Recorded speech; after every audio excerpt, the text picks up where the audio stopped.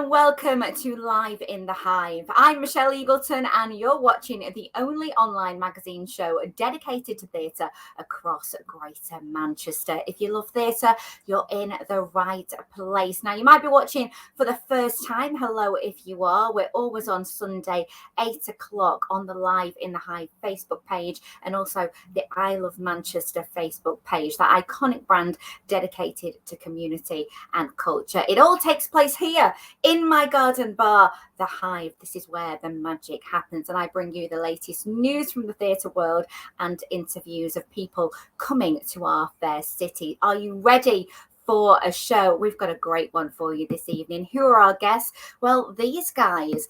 Yes, it might be the end of June, but July is just round the corner. And that is when the Greater Manchester Fringe Festival 2023 kicks off. It's going to be a brilliant month long of performances of some brand new work, some amazing actors, performers. You're going to get a bit of everything. And we've got a special exclusive for you later on in the show. I'm talking to some of the people who are going to be performing at the Fringe this year. And I've also got a brilliant guest coming up in a couple of moments' time. He's called Jack Holden. He's wrote this play, which is called Cruise, which is absolutely smashing it. It got nominated for Best Play at the Oliviers, and it definitely deserved all of that. It's on its way to Manchester, so he's going to tell me a little bit more about that. And of course, every week we bring you the latest in Greater Manchester theatre news. We've got a few announcements coming up, which I know you are definitely gonna love. So are you ready for a great show? I know I am. Well, let's kickstart it with a wonderful guy. I was very excited to meet Jack Holden because he is definitely one to watch. As I said, Cruise has got plaudits already, rave reviews. It's had a fantastic time in London and it's coming here to Manchester in July. Not long to go to wait for this one. So, of course, I had to get the lowdown about it. And first off, I asked him, what was it like so far? And what's it been like to take that show to London when it's your first ever play? Take a look at this. We did 2 West End runs, the last summer and the summer before. And that was at the Duchess Theatre and the Apollo Theatre. And our first Can we just have a moment for that? The Duchess Theatre and the Apollo Theatre. Get in. It's sort of become so normal now, but like you're right, it's very cool. And we got nominated for an Olivier Award for Best New Play for our first run. So yeah, it kind of has all been a dream really. And then Katie, I'd been up to Home Theatre a couple of months ago and I'd met the team there and they're just such a great team. And then Katie, our producer who produced the first couple of runs of the show, said, how about we go to Manchester? And I was like, yeah, that's the perfect next stop for the show. Oh, it has. It's been a complete whirlwind. We'll get into that. But for anybody who doesn't know about it, tell us the premise then of Cruise. So Cruise is based on a true story I heard when I volunteered for Switchboard, the LGBT plus helpline, which is based here in London, but is available to everyone all over the country on a free phone number. And I volunteered for them in my early 20s and I dealt with a lot of calls. It's a non-judgmental listening service, so you get all sorts of different calls, all callers from all over the country. And one call stayed with me for years, basically. It was about a guy who'd moved to Soho in the 1980s as a young man. He'd discovered his sexuality, the gay scene at the time, and he'd fallen in love. And then in 1984, he and his partner both contracted HIV. And they were given a maximum of 4 years to live because there was no effective medication at the time. People were getting it and dying very quickly. It was a bad time. So they decided to take back control and kind of live every day as if it was their last. So they sold their flat, they sold the car, they ran up huge credit card debts, just spending all their money and really just trying to party their way through the rest of their days. And in 86, this guy's partner very sadly died, and then he kind of doubled down on his hedonism. And then when his time was up, when his 4-year countdown came around, for some reason, miraculously, he just survived and went on to live until effective medication came along. So he'd been given the gift of life back, but with nothing left in it to make it worth living. And that struck me as such a bittersweet story. And I had wanted to tell that story for years. And I basically eventually got down to putting pen to paper in the first lockdown, and I created this show, Cruise. Wow, I mean, that is some story that you hit upon there, and it is incredible that you just kind of you've made it this thing. It's a one-man show, and the tagline is like it's 1988. It's the last night on Earth.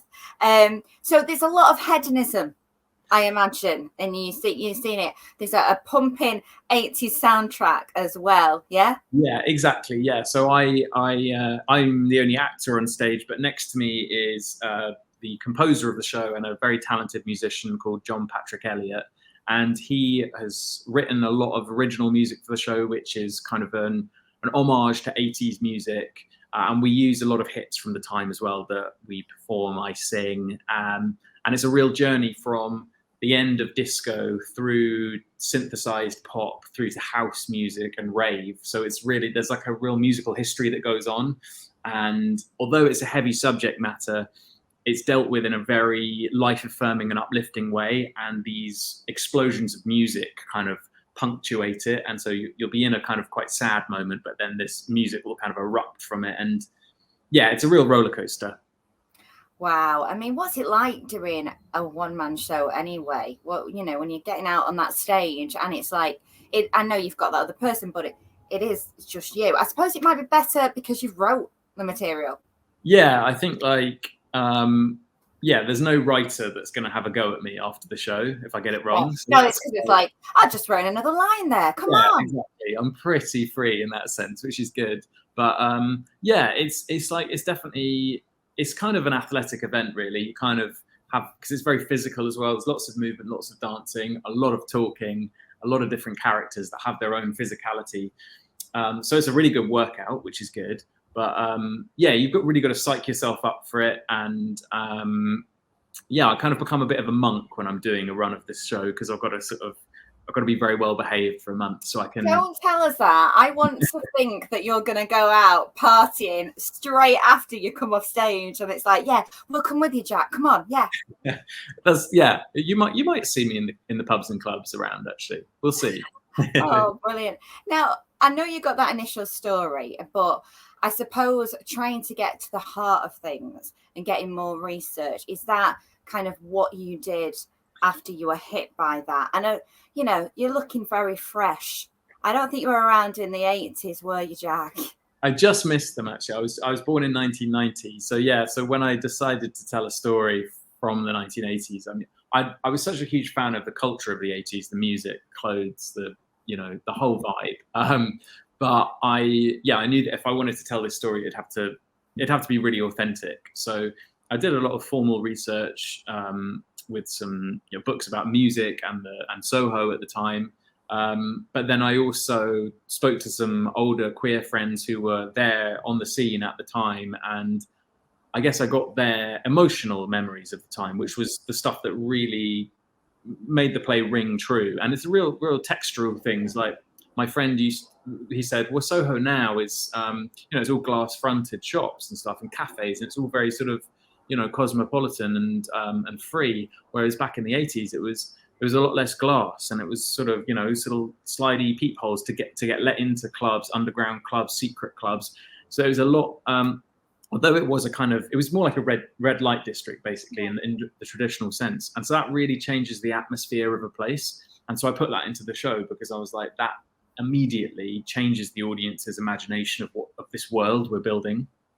And what has the response been then from people who've seen it, who, lived through that time, have been affected by AIDS and everything? Yeah, that was obviously once we started performing the show, that was one of my biggest fears, was that those people in particular would hate it and would, say, why on earth have you done this? But fortunately, I've been sort of inundated with messages, either in person, they'd come around to stage door after the show and say that was exactly what it was like. That was what my experience was like, or I lost friends, and it was, you kind of encapsulated the joy of the time musically and within the community, but also the underlying terror. And that was something we really, really wanted to get into the show, was this kind of really heady mix of those two emotions. And yeah, fortunately, we had a lot of guys and women from that era who said that was what it was like. Yeah, you got that. And that is a brilliant take. But hey, can we just say Olivier nominated for Best New Play? What was that like when the nomination came in? It was really like, because we'd done the first run of the show, we'd done in like May, June 2021. Yeah. And then we got the nomination. The news of that came through in April 2022. So it was quite a while after the show had happened, and the kind of buzz of having done the show was kind of dying off a bit. And I was like, that did happen, didn't it? That was real. And so then to get this nomination was like, yeah, like, oh yeah, that definitely did happen, and it really affected people. And then the awards ceremony at the Royal Albert Hall was as camp as Christmas, and got to sort of rub shoulders with the great and the good of theatre. Okay, so, yeah. Okay. Who was the one that you were making a beeline for? Oh my God, who was I? I was very excited by Hannah Waddingham. I would be too. Mm-hmm. Yeah. And Jessie Buckley and Eddie Redmayne were there. That was a big year for them for Cabaret. Wow. So yeah, it was very exciting. Oh my goodness! Next year, if you need a +1, I'm here. Just saying. I know who to call. But do you know what? Along the way, it feels like this journey has been fate. You started it in lockdown, and also I think it was really interesting hearing about the way that it got to Katie and how you kind of made her, really go, oh, stand up, because you filmed it, right? And for me, that's something that's probably a little out of the ordinary. Yeah, I think. It was kind of, I don't know what made me do it, but I think like we kind of guessed that people were, this was during or after the first lockdown, and I felt that like if we were going to sell a show to a producer, they needed something like really wow. And sometimes sending a script through, I also didn't have a full script at this point, so okay. Even if you do have a full script, sometimes it's like, here's a whole load of words on a page, and it asks a lot of a producer. It's like, imagine what this is going to look like. If you can film a short teaser to kind of give the tiniest taste of the essence of the show, I honestly think that sells something so much better. And especially if like a busy producer like Katie Lipson, she could just follow a link, watch this video, and she was like, oh yeah, okay, I see what this is going to be. And then write the script later. Do you know what? It's brilliant. I cannot wait for it to come here in Manchester. I believe you've got family in Accrington and Burnley, that area. That's right. Yeah. They're all up in Accrington, Burnley. My granddad used to live in Oswald Twizzle. Oh yeah. Yeah, Aussie. Yeah. So I'm really excited to come back to that area, because I used to go to Blackpool a lot with my granddad, and then into Manchester occasionally and ride the trams, which was very exciting. So I'm really looking forward to it. Well, the trams are still there. Quick question before I let you go. Yeah. I have heard that you quite like it if people get up and have a little bit of a boogie in it. Is that, can I do that, Jack? Yeah. Oh my God. Yeah, totally. I'll warn you, some of the songs feel like they're going to go on for a long time, but then they kind of quickly cut out. So you just got to be brave and just go for a little dance, and then sit back down again. But then by the end of the show, it just gets really pumping. So you'll be safe then. Fab. I'll bring glow sticks. Yeah. Well, good luck. We can't wait for it to come. It is coming for a really nice long run as well at home. And get yourself to Manchester, quick smart. Let's do it. Oh, it was great chatting to Jack then. Could you tell I was excited about this show coming to Manchester? Yeah? Well, if you're as excited as me about it now that you've heard from him, well, let's take a look together at a bit of a sneak peek of what we can expect. You want a big night? I'll give you a big night. Tonight I'm going solo on a tour of my old haunts, saying my goodbyes to friends, foes, strangers, lovers, mothers and brothers, fond farewells and good riddances, all geared towards this one night, my last night on earth. Soho, a grid of streets, 1 square mile of grotty, glorious freedom. Let's do it. Let's go out with a bang. Why not?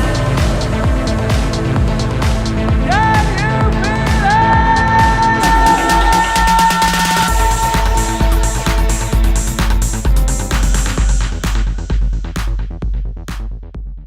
Oh, that show has given me goosebumps. I cannot wait for it to come to Manchester. My dancing shoes are at the ready. And if you want to join me too, then get your tickets now. It's at home from July until August. Now, talking about what is on in our fair city, it is time for this. Yes, Greater Manchester Theatre News. And what have I got in store for you this week? Well, I'm about to take you back to the 80s. Oh, yes, An Officer and a Gentleman, the musical, is on its way. Well, I say it's on its way. It's going to be here next year from the 30th of April to the 4th of May at Manchester's Opera House. If you loved the film, you're going to love this one because, of course, it's based on the 80s movie which starred Richard Gere. It's got that smash hit soundtrack featuring the songs of Madonna, Bon Jovi, Cyndi Lauper, Blondie, and of course that award-winning Love Lift Us Up Where We Belong. The director is Nikolai Foster. He is brilliant and he really has worked alongside the film's creator, Douglas Day Stewart. So this is going to be a great one, especially if you are a fan of the film. If not, I think it's just going to be one of those feel-good shows anyway. So catch that next year at the Opera House. Casting is to be announced. I'll keep my eye on that one for you. Look at this one, guys. It's from the internationally acclaimed illusionist Darren Brown. Now, this is going to be something very special because after decades of appearing on the stage solo, this is going to be the first ever time that one of Darren's shows is going to be performed by a cast rather than himself. So he's not going to be on this one, but there's going to be a number of multi-talented performers that's going to bring to life on stage an evening of trickery. There's going to be theatre, there's going to be music, there's going to be some really jaw-dropping illusions. And Darren is actually asking any audience member who's prepared to possibly be part of the show to express their interest at the time of booking. So get your tickets now, ladies and gents. And if you want to be involved in the show, do not forget that it's on from the 29th of August this year to the 2nd of September at the Palace Theatre. Well, two great shows to look forward to there. And one show which is very close to our hearts is fast approaching. There's less than 2 weeks to go until I take live in the Hive, outside of the Hive, for an audience with stars of stage and screen. Have you got your tickets? Are you coming? I hope you are, because this is going to be fantastic. Take a look at my guests. I have got the wonderful Jodie Prenger joining me from the West End stage and now in Coronation Street. I've got the co-creator of Early Doors and also a brilliant writer and comedian, Phil Mealy. And I've got a wonderful actress called Michelle Holmes, who you've seen in Rita Sue and Bob 2, Emmerdale, Hollyoaks, Coronation Street, you name it. And I am really thrilled as well to be having a brilliant vocalist, Rob Bowden King. He's going to be performing some musical theatre songs, and his iconic track that got him to the semi-finals of Britain's Got Talent. Now, this is on the 6th of July at Sonata Piano and Lounge Bar in the heart of Manchester, right next to Tom's Chop House, down St Anne's alleyway, and it is very, very cool. Look at the picture there of the venue. My goodness, you've got cabaret-style seating.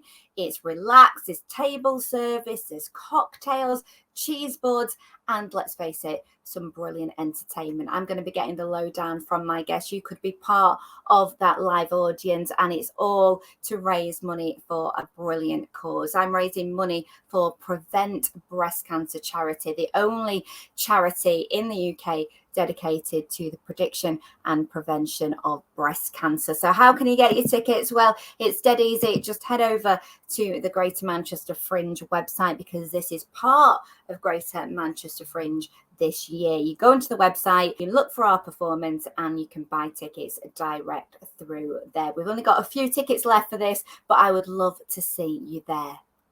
And talking of the Greater Manchester Fringe, well, next up, we have got a special for you, because, of course, the festival kicks off next week from the 1st of July. It's going to be absolutely fantastic. You are going to love it. Get yourself down there and check out all the events, because it's a month long of celebrations of new performances. You've got comedy, you've got drama, you've got dance, you've got an audience with the stars of stage and screen, and it really is is highlighting some of the talent we've got here in Greater Manchester. Who needs the Edinburgh Festival? We've got the Greater Manchester Fringe Festival, and here to tell us all about it are some of the performers. Well, I'm here at the launch for Greater Manchester Fringe Festival. I've even got my bee boppers on. I'm very, very excited because, of course, Live in the Hive is part of Greater Manchester Fringe this year. We are at Sonata Piano and Cabaret Lounge on the 6th of July. It's going to be fantastic, and this is where we're at right now, the venue, Sonata. I've met quite a few people who are performing as part of the Greater Manchester Fringe, and let's find out now a little bit about what they're doing.